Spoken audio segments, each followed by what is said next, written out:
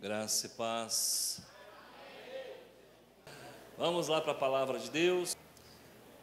Vamos para Jó, capítulo 42, de 7 a 10. Ok. A palavra do Senhor diz assim: Tendo o Senhor falado estas palavras a Jó, o Senhor disse também a Elifaz, o temanita: a minha ira se acendeu contra ti e contra os teus dois amigos, porque não dissestes de mim o que era reto, como o meu servo Jó. Tomai, pois, 7 novilhos, 7 carneiros, e ide ao meu servo Jó, e oferecei holocaustos por vós. O meu servo Jó orará por vós, porque dele aceitarei a intercessão, para que eu não vos trate segundo a vossa loucura, porque vós não dissestes de mim o que era reto, como meu servo Jó. Então foram Elifaz, o temanita, e Bildade, o suíta, e Zofar, o naamatita, e fizeram como o Senhor lhe ordenara. E o Senhor aceitou a oração de Jó. Versículo 10: mudou o Senhor a sorte de Jó quando este orava pelos seus amigos, e o Senhor deu-lhe o dobro de tudo quanto possuía antes. Amém? Agora vamos orar. Feche os seus olhos. Pai, em nome de Jesus, eu peço a presença do Senhor no nosso meio. Em nome de Jesus, eu busco a santidade, a graça, a misericórdia, a compaixão do Senhor para as nossas vidas. Meu Deus, nós precisamos muito nesta noite de um vigor espiritual, de uma força espiritual. Eu peço que o Senhor abra as comportas dos céus e derrame, Senhor, uma unção totalmente fresca, nova, sobre as nossas vidas. Olha, Senhor, eu quero sentir o azeite escorrendo pela face. Pai, eu quero, em nome de Jesus, ver, Senhor, a manifestação dessa presença, Pai, amorosa e cuidadora, zelosa por todos nós. Por isso, Senhor, do menor ao maior, do mais jovem ao mais idoso, eu peço que o Senhor derrame, toque, renove, revigore e fortaleça cada vida, cada família representada para a honra e para a glória do nome de Jesus. Amém. Como a Bíblia é rica, e eu vou falar sobre intercessão, esse é o tema, e o título da mensagem, o bônus da intercessão. Quem trabalha para Deus recebe em dia. Não recebe um salário seletista, vai receber um salário de Deus. E esse bônus que Deus vai entregar nas suas mãos é dia após dia. Às vezes Deus entrega no conta-gota. É importante a gente saber isso, porque Deus não dá para derramar, para desperdiçar. Ele sempre concede dentro da sua capacidade, da necessidade, daquilo que você pode metabolizar. Então Deus vai realmente abençoar a tua vida, e você, cada vez que você vier aqui ouvir a palavra, você sempre estará acrescentando, somatizando vitórias, bênçãos sobre o teu ser, sobre a tua espiritualidade e sobre a sua vida. Amém? O bônus da intercessão. Quando nós falamos de Jó, eu já ouvi falar tanta coisa de Jó, e coisas boas, né? Mas quando nós falamos de Jó, o que a gente lembra? Da paciência de Jó. É o que foi bem divulgado, né? Quando nós ouvimos falar de Jó também, nós ouvimos sobre a trama que se deu no mundo espiritual, onde Jó foi vitimado pelas forças do mal, né? Permitido por Deus. Fica parecendo aquela história dos titãs ali, né? Na mitologia grega, parecendo que o nosso Deus se diverte conosco. Então você pode dar a conotação que você quiser, mas o que é teológico até não é isso. Eu quero mostrar para vocês hoje um Jó que talvez você não tenha enxergado. E hoje, sendo uma linguagem bem coloquial, eu labutei bastante para conseguir, porque eu tinha outras coisas que eu poderia falar para a igreja. Eu falei, pai, eu quero falar algo novo. Eu não quero falar a mesma coisa, ou alguma coisa parecida, ou o que eu já tenha em mente. Eu também quero ser edificado com a palavra de hoje à noite. E aí eu fiquei, sabe, de manhã, lutando para tentar achar algo para falar, à tarde, e eu falei, gente, será que eu vou passar batido e vou ter que pregar algo que eu poderia trazer algo diferente? E aí me veio, já agora às 4 horas, Deus começou a ministrar no meu coração, e eu falei, poxa vida, não tinha enxergado isso. E só o Espírito Santo, irmãos, pode renovar a sua palavra. Ele então plantou no meu coração algo interessante, e ele me mostrou que Jó é um dos homens que se destacou na Bíblia pela intercessão. Se você pega o primeiro capítulo de Jó, você vai encontrar Jó intercedendo pelos seus filhos. Lembra? Aí os filhos davam festas. Filho de rico é assim, são festas bem suntuosas, E aí Jó, preocupado com aquele desenrolar daquela festa, já acordava na madrugada seguinte e fazia os holocaustos, os sacrifícios, para, se porventura, era mais uma prevenção, se porventura os filhos tivessem pecado nessas festanças, então ele já oferecia sacrifício. Isso tem nome, gente, isso se chama intercessão. Intercessão dos vivos, por quem está vivo, tá bom? Uma outra questão que se discute bastante com relação ao livro de Jó, é a questão de que, quando foi exatamente que Jó viveu? Ninguém sabe. Supõe-se, porque se ele fazia holocausto, então ou estava no período do patriarcado, ou estava contemporâneo de Moisés, a gente não sabe, mas há uma vertente teológica, histórico-crítica, que esse Jó, ele viveu num tempo em que Abraão também viveu. Acredita-se até que Jó era contemporâneo de Abraão, mesmo porque ele tinha uma longevidade abraâmica. Abraão viveu 175 anos. Abraão teve aí pelo menos 3 mulheres oficiais, o menino era bom, E Jó também viveu muito. Uma outra questão que nós vamos observar, que lá no capítulo 16 de Jó, no versículo 20, Jó faz uma menção muito interessante. Jó faz uma menção a Jesus. Eu não vou ler com você, porque eu vou acabar saindo do foco da pregação. Mas ele faz uma menção interessante. Chega em casa, dá uma olhada. Ele está falando de algo que a gente precisa fazer algumas conexões com a pessoa de Cristo.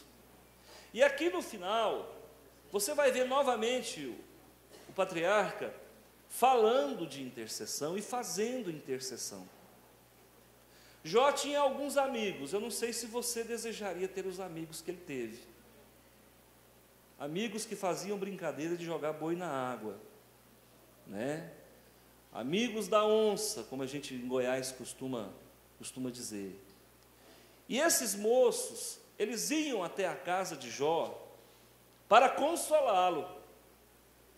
Mas a conversa deles era muito estranha. Você já recebeu um amigo em casa, ou em algum lugar, e a conversa é estranha? É uma conversa tipo assim, te colocando na parede, é uma conversa acusatória, é uma conversa que te deixa assim meio desconfortável. Eles tinham esse comportamento. E na Bíblia, irmãos, tudo que está aqui por um motivo. Deus não colocou nada aqui, hoje eu não tenho o que escrever, escreve qualquer coisa aí, profeta. Não. Sempre Deus vai escrever algo que vai servir para nós. E para nós hoje serve isso que eu vou falar. Os 3 amigos de Jó. Elifaz, Bildade e Zofar. Inclusive, se tiver alguma gestante, eu já quero deixar aqui uma sugestão, que tal ele faz para esse filho que vai nascer? Porque também eles tinham qualidades, e eu vou mostrar as qualidades deles. Que tal Bildade? Já imaginou uma moça chegando para uma outra colega, conversando na faculdade? E aí, estou namorando agora, com quem? Com Bildade. Olha que original, é ou não é? Você não vai ver ninguém namorando com Bildade, só essa menina, né? Agora, sabe o que eu enxerguei aqui, irmãos, nesse contexto? Um contexto de igreja. Eu enxerguei um contexto de igreja. Se você olhar para esses 3 amigos de Jó, sem forçar, você vai ver que tem tudo a ver com os dias de hoje. E que esse Elifaz representa um modelo de igreja. E que esse Bildade representa um modelo de igreja. E que esse Zofar também representa um modelo de igreja. E aí você vai entender o porquê a intercessão de Jó foi tão bem recompensada por Deus. E você só vai ver Deus recompensando ele depois que ele intercede. Por que será? Mas o Senhor não poderia ter recompensado Jó, né, com restituição dobrada, porque foi exatamente isso que aconteceu. Deus não poderia ter falado: ó, Jó, é o seguinte, eu vou já te recompensar de antemão, mas você já fica com compromisso comigo de interceder por esses meninos aí que pecaram contra mim. Porque esses 3 amigos de Jó aqui, eles eram portadores de uma teologia. Você vai ver que eles são teólogos. Eles eram homens crentes. Eles conheciam o Deus de Abraão. E o discurso deles é em cima de uma teologia que se aplica hoje. Eu vou mostrar para vocês. E se você puder fazer um estudo mais acurado dentro da sua casa, faça. E você vai enxergar o que eu estou te mostrando. Então, eu quero ser abençoado como Jó. É bem verdade que eu não perdi nem 1/1000º da parte de tudo aquilo que ele perdeu, mesmo porque eu nunca fui rico.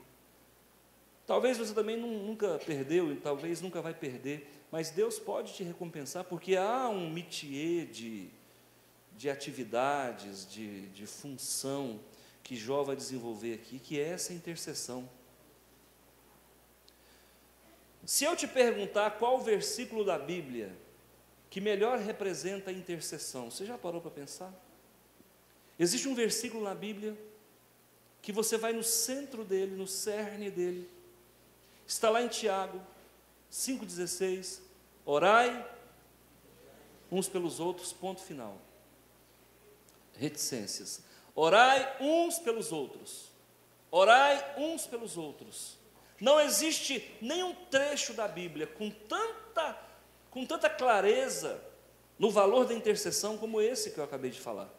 A Bíblia está te exortando, ela está te ordenando, ela está te dizendo: vá orar um pelo outro.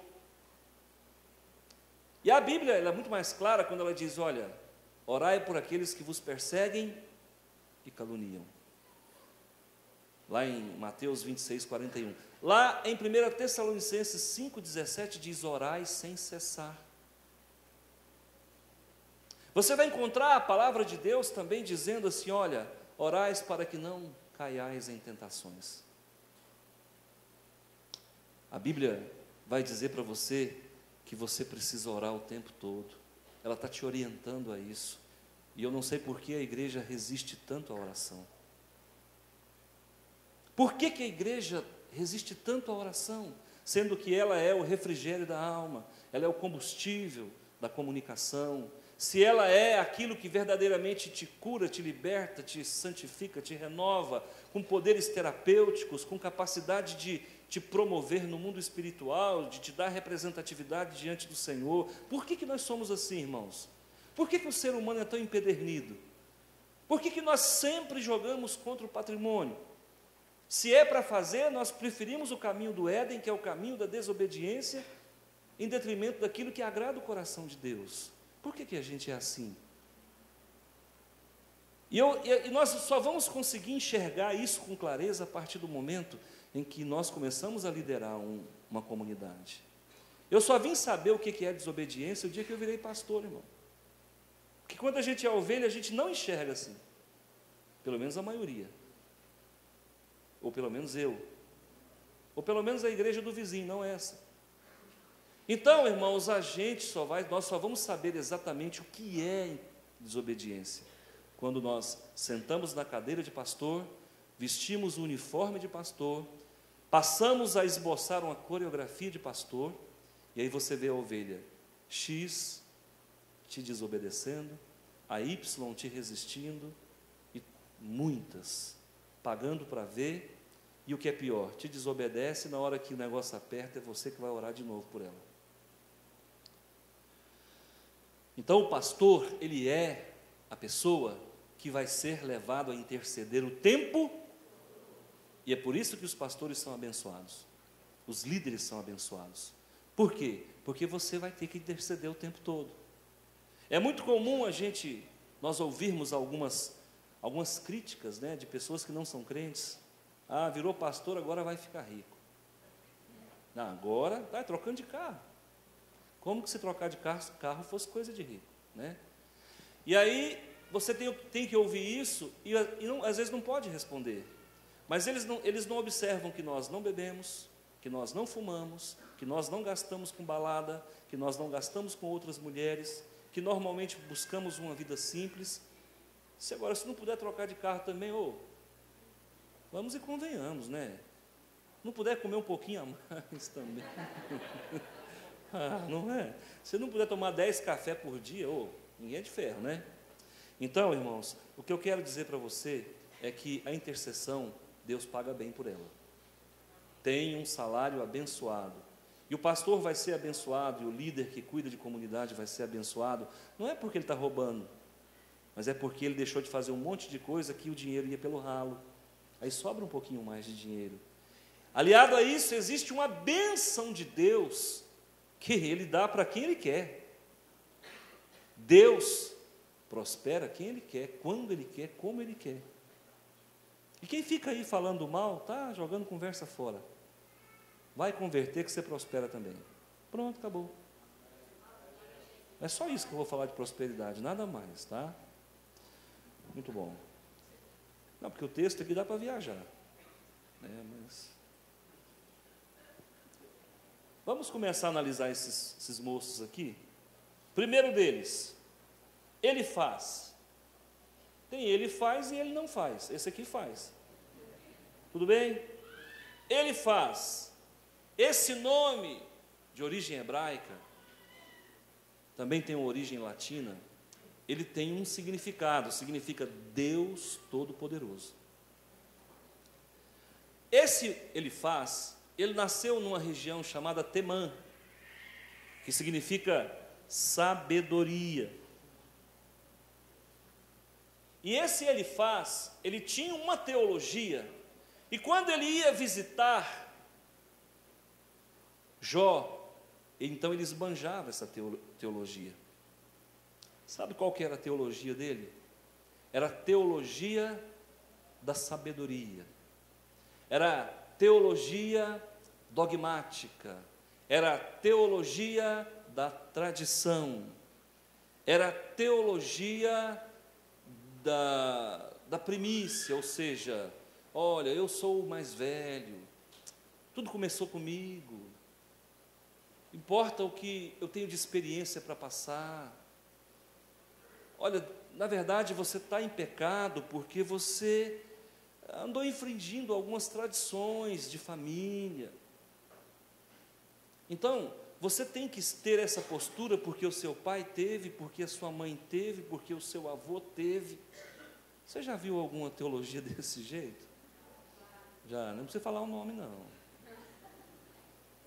Sabe aquela teologia de que está numa zona de conforto, onde ele é o primeiro, o pioneiro, e os outros vieram depois, e os outros não sabem o que estão fazendo, são tudo rebelde, nasceu de mim, eu que tenho conhecimento. Então, irmãos, você vai perceber que isso aí é a teologia exposta por Elifaz. É importante também nós dizermos que essa teologia de Elifaz, ela está presente nas nossas igrejas no dia de hoje. As pessoas muitas vezes vêm para a nossa igreja chegando aqui, portadores de uma teologia totalmente na grafia, na letra, não na palavra, na letra. E tem resposta para tudo. Lê bastante sobre algum pensador da história da igreja e começa a incorporar até os caracteres daquela pessoa para que ele possa, detendo um certo conhecimento, advogar como sendo o dono da verdade. O meio evangélico, infelizmente, está cheio disso. Nós, que debatemos contra a tradição, e quando Martinho Lutero brada contra a tradição da igreja, nós encontramos no meio evangélico pessoas que ainda se vestem com essa roupa, pessoas que ainda se comportam dessa forma, fazendo defesas de teologias que não são 100% corretas, teologias que estão na sombra da verdade, e começa a enquadrar as pessoas dentro de alguns conceitos, de algumas metanarrativas que, na verdade, não é o sumo da verdade. Sabe o que é pior, irmão? Ou melhor, você vai ter que orar por essas pessoas. É a pessoa vir de encontro contigo, sabe, com o fubá pronto, e falar: ó, o negócio é o seguinte, você está sofrendo, meu amigo, você está passando por dificuldade porque você está na igreja errada. Essa igreja sua é errada. Sabe por que você está passando por isso? Porque você não crê completamente na doutrina X, Y e Z. Então, por conta disso, Deus está te penalizando. A tua igreja não tem uma postura teológica correta. Afinal de contas, você não está guardando o sábado. Afinal de contas, vocês não estão na lei, vocês estão na graça. Afinal de contas, vocês não são tão adeptos da predestinação. Afinal de contas, vocês não são tão pentecostais como deveriam ser. Sabe o que acontece, irmãos? Você vai ter que ouvir tudo isso, não vai poder alterar o seu humor e ainda vai ter que orar por essa pessoa. Que vem, joga um monte de coisa na sua cara, se sente o dono da verdade, é o famoso desmancha-roda, e você tem que orar por ele depois. Tem isso no nosso meio? Tem isso no nosso meio. Jó passou por isso? Passou, ele foi rotulado, ele foi enquadrado num processo desse. E o que é pior, o cidadão entra dentro da casa dele, julga ele como bem entende, vai embora e joga sobre ele uma carga de culpa, e Deus não gostou disso. Ontem nós saímos daqui do curso, já era 10h30, eu conversando com as irmãs ali, uma irmã falou assim: pastor, não é da nossa igreja, ela disse: pastor, eu só vou sair da minha igreja se Deus mandar. Certo ou errado? Certo. Não, certinho. Ela só vai mudar de igreja se Deus mandar. É assim que nós temos que agir. E essa maturidade nos alcança, irmãos. Quem está nesse ministério está porque foi Deus que trouxe. Eu não posso dizer que o outro é 100% errado. Eu posso até discordar de algumas coisas e tenho o direito de falar. Mas dizer que eu vou pegar aquilo tudo e jogar fora, não posso. As religiões, elas cumprem o seu papel. Agora, uma coisa é certa, existem igrejas mais ortodoxas e menos ortodoxas. Então, nós temos que tomar cuidado com isso aí, porque esses julgamentos, quando ele é proselitista, ele desagrada a Deus. Se eu estou julgando a igreja do outro, para tomar o outro do outro pastor, eu estou desagradando a Deus. Se eu estou falando com segundas intenções e não numa linha de defesa daquilo que eu creio, e o que eu creio também eu não sei se é 100% verdade, porque a verdade é Cristo, e a verdadeira verdade nós só vamos saber o dia que nós subirmos, porque por enquanto nós olhamos como que por espelho. Então, irmãos, eu sou muito crítico, mas também sou muito consciente de que não sou dono da verdade. Então, ele faz, significa isso aí, significa o dogmático, significa a teologia pronta e melhor do que as outras. Cuidado com esse tipo de legalismo, isso é legalismo. E aí pega os fiéis da própria igreja e começa a colocar julgo em alguns aspectos do comportamento estereotipado, e a pessoa começa a se comportar como se fosse. Deus não se agrada disso, irmãos.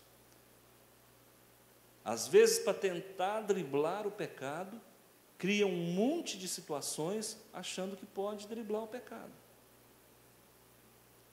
O pecado se dribla na mente, não se dribla no externo. Não é colocando cinto de castidade na esposa quando se viaja que vai garantir que ela não vai. Ainda mais agora com a internet, aí complicou, meu amigo. Aí tem que botar cinto de castidade no olho. Não é isso que vai impedir o pecado. Os dogmas, irmãos, eles às vezes existem. Eu me pergunto, será que a Trindade é um dogma? Eu fico analisando, será que a Trindade é um dogma? Eu vou para a Bíblia e procuro encontrar lógica para não ter que acreditar numa coisa que não tem como provar. Eu sou racional, eu preciso olhar para as doutrinas das quais eu creio e ver se aquilo não é algo engessado, que foi plantado em mim e eu não posso questionar. Isso é dogma. Dogma é eu ter que acreditar sem poder entender. Então, eu às vezes fico tentando analisar a doutrina da triunidade de Deus, e eu não quero que seja dogma, eu quero que ela seja uma doutrina racional. Eu tenho as minhas lutas. Acontece que Jó tinha um outro amigo. Como é que se chamava o outro amigo? Bildade. Bildade, olha que coisa linda. Bildade nasceu numa região chamada Suá. Suá significa riqueza. Esse Bildade aqui, irmãos, na tradução, significa promotor de contenda. Aleluia, glória a Deus. Pastor, o senhor quer dizer para mim que tem religião, tem igreja promovendo contenda? Vai para o YouTube, amigo. Vai ver se tem contenda lá, de crente falando mal de crente. Quem já viu? Já viu? Pouca gente, né? Vai no YouTube aqui, né? Pois é, irmão, sabe o que é isso aí? Isso é um modelo de igreja. E esse modelo de igreja visitou o nosso irmão Jó. Porque quando a pessoa está doente, aparece gente de tudo quanto é lugar para orar. E tem uns que vão para orar, e tem outros que vão para fazer hora, para julgar o doente. Sabe de onde vem essa ideia de que crente não pode adoecer? Dos promotores de contenda, da teologia da prosperidade. Eles pregam que crente não pode adoecer. Mentira! Crente vai até morrer. Não, e crente amigo de Jesus morreu, e Jesus sabendo que ele estava doente e ia morrer, e Jesus não correu não, meu amigo. Senhor, o teu amigo Lázaro está doente. E ele continuou ali onde ele estava fazendo o trabalho dele. E eu tenho certeza que caminhando para onde ele estava, morto, sepultado, Jesus andava de uma forma normal. Se o amigo de Jesus morreu de doença, quanto mais adoecer, irmãos. Essa ideia de que se adoecer está em pecado, isso é uma ofensa contra Deus. Porque Jó não estava em pecado. E quando se julga Jó, Deus tomou as dores. Tanto tomou as dores que ele fala assim, ó, tendo o Senhor falado essas palavras a Jó, o Senhor disse também a Elifaz. O que eu acho interessante nessa época aqui, que é um contexto de igreja, é que Deus falava com os crentes. Falava e dizia assim, diz para o Elifaz: a minha ira se acendeu contra ti e contra os teus dois amigos. Não dissestes de mim o que era reto, como o meu servo Jó. Ué, espera um pouquinho. Eles estavam falando com Jó, mas estavam ofendendo a Deus. Cuidado, irmão.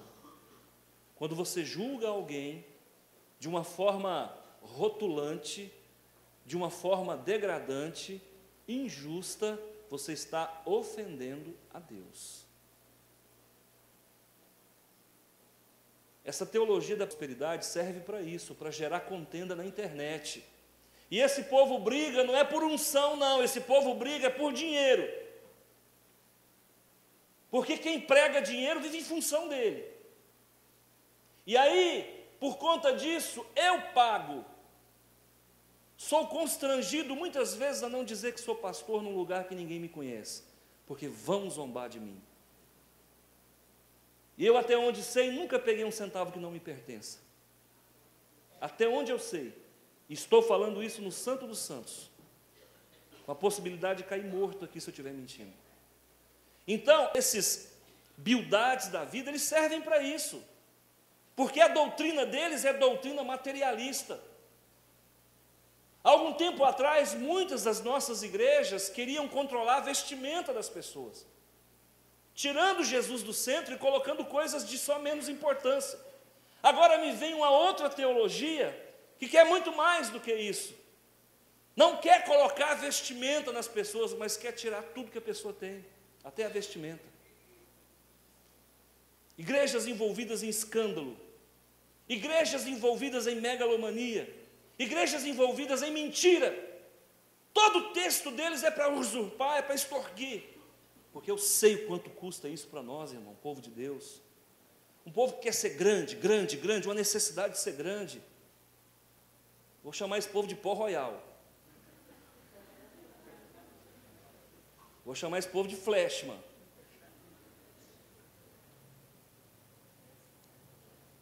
Então, irmãos, amigos, igreja da prosperidade, fuja dela. Mas Jó também tinha outro amigo de outra denominação. Já tem duas aqui. Zofar.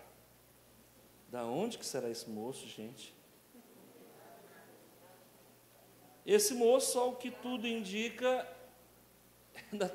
é da igreja que mais cresce. É a igreja da secularização. Zofar significa destruição da torre de vigia. Posso traduzir? Destruição da fé do povo. Posso ser mais claro? Ele era de uma região, de uma cidade chamada Naamá, que significa atraente. Sabe qual que é a delícia do dia? A delícia do dia hoje, irmãos, é não corrigir mais a ovelha. Todo mundo peca.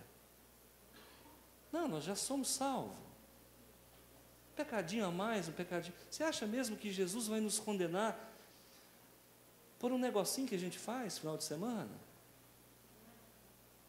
Isso tem nome. Isso é chamado de deísmo. Isso nasceu com um pai da psicologia moderna chamado Descartes. Isso nasceu com um homem chamado Isaac Newton. Esse povo é quem popularizou essa teologia liberal, imunda, que fala que a história de Adão e Eva é mentira, que é uma novela, que é uma ficção, que é uma metáfora. Mentira para eles que não creem na inerrância da palavra de Deus. Mentira para eles que ficam pegando alunos, tornando esses alunos acadêmicos e ensinando inverdades, igrejas secularizadas, igrejas materializadas, igrejas apóstatas, igrejas que não têm unção, onde a pessoa entra e sai do templo sem receber nada, porque Jesus não está no templo mais, do lado de fora, batendo para tentar entrar. É isso, irmãos. E aí tem que levantar profeta nessa terra para falar. Sabe por quê? Porque todo mundo, ninguém está vendo, ninguém, não tinti nada. Entrei, saí, não tinti nada, pastor. Não vai tintir. Não tem como tintir, irmão. Não tem, porque o Espírito Santo não está mais nesse lugar. Ele foi colocado para fora. Falar em língua, que é isso?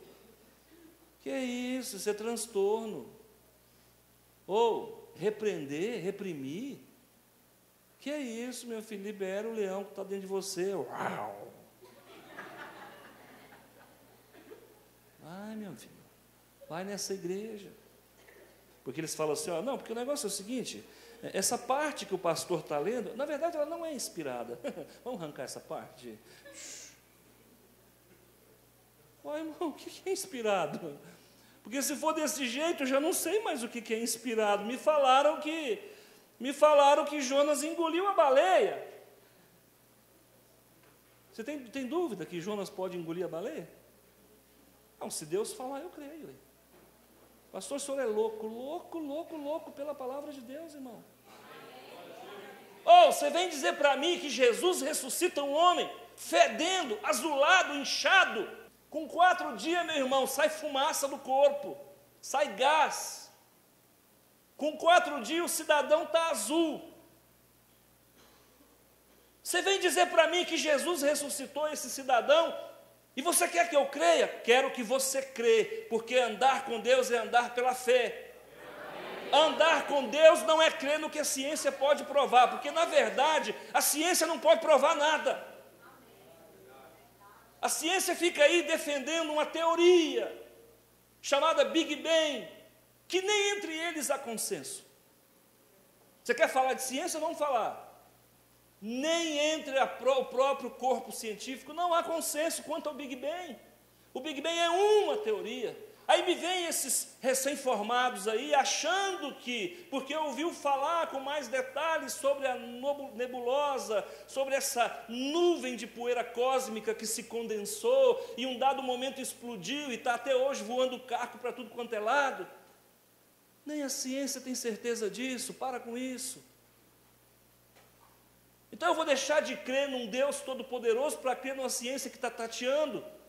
É essa ciência que as pessoas querem seguir, irmãos. E o que é pior, isso está entrando dentro da igreja. O povo hoje está pregando, é Paulo Coelho nas igrejas. Está pregando é brida. Então, irmãos, preste atenção. Nós somos da linha, pode chamar do que quiser, fundamentalista, xiita, pode chamar o que quiser. Eu sou da linha que crê na Bíblia, na palavra de Deus. E enquanto o Senhor me permitir andar sobre as pernas, é disso que eu vou falar. Se você tem dificuldade de crer que o moço ficou 3 dias no ventre da baleia, problema seu.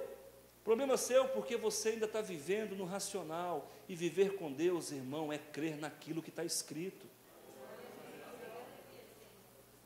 Porque, meu amigo, se Jesus não conseguiu ressuscitar Lázaro, e se aquilo era, como diz a ciência, uma catalepsia, então você me desculpa que Moisés também não abriu o mar não, viu? Você vai me desculpando que esse negócio de maná caia do céu é mentira. E tem mais um detalhe, hein? Essa história de Adão e Eva, eu não consigo entender ela não, porque ela não fecha. É isso que você quer chegar? Não, meu amigo, ou eu creio na Bíblia, sabe, eu tenho que criar no meu cérebro uma gaveta onde eu coloco o que Deus me ensina sem questionar. Isso é a igreja que eu prego. Então eu sou o amigo de Jó e digo para ele: Jó, primeiro, você não está em pecado. Segundo, o teu problema não é falta de tradição familiar. Terceiro, meu amigo, você não tem que ficar olhando para o que o mundo ensina, não. Eu gosto de ouvir das notícias novas da ciência, mas é para saber se meu Jesus já está voltando, é só por isso, irmãos. É só por isso, porque o meu Jesus diz que haveria sinais nos céus. E é a astronomia que vai me contar se está tendo ou não sinais nos céus. Eu não quero a explicação dele, eu só quero enxergar com os olhos dos telescópios que eles têm. Que também não é de todo jogar fora. Irmãos, nós estamos vivendo num momento difícil da nossa história. Nunca foi tão difícil ser pastor como hoje. Sabe por quê? Porque às vezes o pastor, ao contrário do que a mídia prega, o pastor é aquele que ganha pouco e não tem condições de comprar uma revista Filosofia. É um pastor que ganha pouco e não tem condições de fazer assinatura de uma TV a cabo. É um pastor que não consegue, às vezes não tem nem condições de fazer leitura de N livros por ano. E aí, por conta disso, irmãos, a ciência vem, algumas teologias de temporada, teologia sarampo, que dá uma vez só e some. Essas coisas vêm e tentam infiltrar, e o papel do pastor é simplesmente cuidar do rebanho. Isso que para vocês parece surra, é vacina. Isso que vocês estão achando... Para a mesa? Não, irmãos, é amor. Me dói, às vezes, quando eu vejo um crente que A pessoa pega ele na esquina ali e vem tentar provar para ele que Jesus não é Deus, e ele não consegue fazer o outro calar a boca, porque o outro fez trilha dentro da Bíblia de uma forma satânica, bem ardilosa, pegando versículos que convém, e aí vem com serpenteando. Verdade, irmão. Eu fico muito grilado com o que as pessoas estão fazendo. Sabe como é que isso aqui é chamado no meio teológico? Isso aqui é chamado de a flor indefesa. Sabe por quê? Porque as pessoas fazem o que quer com a palavra de Deus, e Jesus disse, Deus disse, ai daquele que acrescentar uma vírgula na minha palavra. Nós temos religiões aí que se dizem cristãs, que até alterar a letra de maiúscula para minúscula fez, que suprimiu pedaços da palavra para tentar provar suas loucuras. Nós somos um povo, irmãos, que nós não vamos amarrar a bomba no corpo, mas pelo nosso Deus, se preciso for morrer, nós morreremos. Quantas vezes fizemos isso no passado? Quantos antepassados nossos, irmãos, tiveram seu sangue derramado e estão até hoje na China, na Índia, no Paquistão, no Irã, estão lá morrendo, irmãos, porque não negam Jesus, não negam o príncipe da paz. Dá uma olhada, irmãos, os homens que foram os maiores pacifistas desse mundo morreram assassinados. Pega Jesus, morreu assassinado porque pregou a paz. Vamos para Martin Luther King, morreu assassinado na sacada de um prédio porque pregava a cruz, pregava a paz. Vamos lá para Mahatma Gandhi, morreu assassinado, explodido ao meio por conta de que pregava a paz, independente da fé dele. Então, irmãos, o mundo é assim, quer calar a nossa boca, mas não vai calar não. Eu digo para vocês, nós não somos a igreja apóstata, nós não somos a igreja, irmãos, que está atrelada à política. Nós não estamos atrelados a nenhum interesse escuso. A nossa teologia não é lixo americano. A nossa teologia, ela vem do nosso Senhor Jesus, e o que é pregado aqui, irmãos, está completamente no centro da vontade do Senhor. Sabe por quê? Sabe por que Deus aceitou a intercessão de Jó? Agora eu vou te revelar. 3 igrejas compareceram na casa de Jó. Mas acontece que Jó era a 4ª igreja. 3 igrejas foram jogadas na fornalha de fogo ardente. Mas acontece que Jesus era a 4ª igreja. Um homem de Deus, amigo de Jesus, ficou 3 dias na sepultura. Mas no 4º dia, o 4º homem o ressuscitou. É por isso que você tem 4 evangelhos. É porque o 4º é a prova dos 9.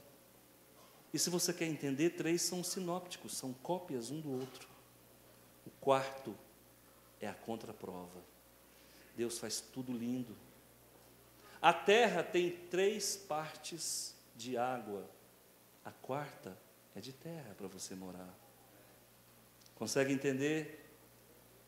Consegue entender? O nosso Deus, irmão, galardoou e recompensou Jó, não é por um sacrifício qualquer. Ele recompensou Jó, é porque Jó representa a Filadélfia do Senhor. É porque Jó é a igreja verdadeira. E se você é a igreja verdadeira, prepara, irmão, que tudo de bom vai acontecer na sua vida. Se você é a igreja de Jó, se o Jó é o diácono da tua igreja, fica tranquilo, você está na igreja certa. Sabe, muitos vão nos odiar por aquilo que nós somos, e muitos vão nos amar pelo mesmo motivo. Coloca isso no teu coração. Nós não estamos aqui para receber palmas. Eu vejo pessoas que vão nesses programas de televisão e ficam buscando dar uma resposta que agrade. Irmão, não me leva num trem desse, irmão. Eu vou sair de lá, eles vão fazer o meu escalpo, porque eu não vou num lugar desse para receber palma. Não vou. Eu não faço parte dessa igreja que se vende, dessa igreja secularizada. Me dói quando eu vejo um jovem mexendo no celular durante o culto, tentando esconder debaixo da perna. Me dói quando eu vejo um jovem dando mau testemunho e soltando as fotos no Facebook. Vai responder caro por isso. A tua igreja não é a igreja de Jó, porque a igreja de Jó não fazia isso. Eu não sei para que lado você está, se é para Elifaz, se é para Bildade, se é para Zofar, mas de Jó você não é, porque quem é de Jó permanece na palavra. Aí o pessoal vinha para consolar o Jó, e Jó fazia defesa de Deus. E é isso que está acontecendo, irmãos. Deixa eu falar uma coisa para você. O que aconteceu com Jó é o mesmo que está acontecendo com a igreja. Olha o tipo de igreja que é Jó. Satanás pediu a permissão para bagunçar a vida de Jó. E eu vejo que ele também pediu para bagunçar a vida da igreja. E aí vem, irmãos, de uma igreja, eles mexem nas finanças do líder. Na outra igreja, ele vem e mexe na família do líder. Na outra igreja, vem e mexe na saúde da igreja, do líder. Mas deixa eu dizer uma coisa para você, fica firme, deixa balançar, no final Deus só aceita a sua oração. Ele não vai aceitar da outra igreja, Ele não vai aceitar desses que ficaram ali, sabe, conjecturando, fazendo teologia pecaminosa. Não, Ele vai aceitar a oração do justo, porque a oração do justo muito pode em seus efeitos. Agora, sabe o que acontece, irmãos? Sabe o que nós temos que fazer? Como Jó, orar por esses irmãos que estão no engano, por esses irmãos que estão seguindo um Deus que não é o quarto homem, por esses irmãos que não estão no quarto evangelho, mas no quinto evangelho, por esses irmãos que não conseguem ressuscitar nem ao quarto dia, já estão há anos num sono pesado do engano, da mentira, da secularização, dogmático, da prosperidade. Diga não, igreja triunfante, diga não, você vai ser bonificada, igreja triunfante, Deus vai te recompensar, igreja triunfante, Deus vai ouvir tua oração, igreja triunfante, intercessora, Deus vai honrar você. E isso aqui, irmão, eu não estou forçando, eu estou fazendo uso de um texto que para mim é claro. O Senhor me permitiu ver isso, e você não vai encontrar isso que eu falo até hoje em lugar nenhum. Pode ser que amanhã alguém faça um texto parecido com esse, porque esse Ele me entregou para mim, e eu estou entregando para você. Amém? Feche os seus olhos, eu quero orar com você. Oh meu Deus, me dá vida e saúde, deixa eu falar, Senhor, da Tua parte. Eu sei que essa palavra incomoda muito. Eu sei que essa palavra, Senhor, balança os alicerces. Na minha Bíblia, a Bíblia que eu tenho nas mãos, na Escritura Sagrada que está comigo, o Senhor disse que as portas do inferno não prevaleceriam contra a igreja. Senhor, eu sou essa igreja, porque eu procuro viver, e todos nós aqui procuramos viver, de acordo com a Tua palavra. Pai, em nome de Jesus, eu abomino essas igrejas que dizem que a história de Adão e Eva é mentira. Eu abomino essas teologias imundas, teologias prostituídas pela filosofia. Senhor meu Deus, em nome de Jesus, eu abomino, Senhor, essa conduta de querer fazer todo mundo ficar rico, quando a Tua palavra diz que os pobres nós sempre o teríamos conosco. Senhor, eu abomino em nome de Jesus essa igreja dogmatizante, que cria, Senhor, paralelos teológicos que não condiz com a Tua palavra.